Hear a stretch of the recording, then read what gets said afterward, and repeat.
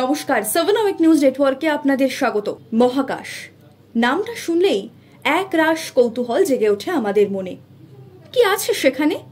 সত্যিই কি সেখানে মাধ্যাকর্ষণ শক্তি থাকে না বলে সবকিছু ভেসে বেড়ায়? এই সব প্রশ্নের উত্তর পেতে গেলে আমাদের তাহলে এখন পাড়ি দিতে হয় মহাকাশে। কিন্তু মহাকাশে যাওয়া তো আর কম ঝক্কির কথা নয়।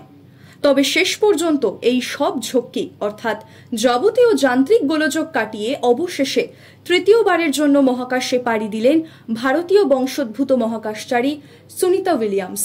গত বুধবার স্থানীয় সময় সকাল 10:52 ফ্লোরিডার কেপ ক্যানাভেরাল স্পেস স্টেশন থেকে ইউনাইটেড লঞ্চ অ্যালায়েন্সের অ্যাটলাস 5 রকেটের মাধ্যমে শুরু হয়েছে তার মহাকাশ যাত্রা। এবার তার সঙ্গী হয়েছেন সহকর্মী বুচ উইলমোর। আগামী এক সপ্তাহ আন্তর্জাতিক স্পেস স্টেশনেই থাকবেন সুনিতা বলে খবর।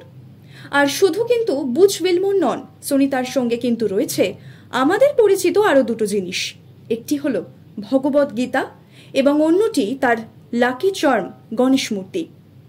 জানা গিয়েছে যে অ্যাটলাস 5 রকেটে চেপে মহাকাশে রওনা দিয়েছেন তারা, সেটির নকশা তৈরিতেও ভূমিকা রয়েছে সুনিতা উইলিয়ামসের।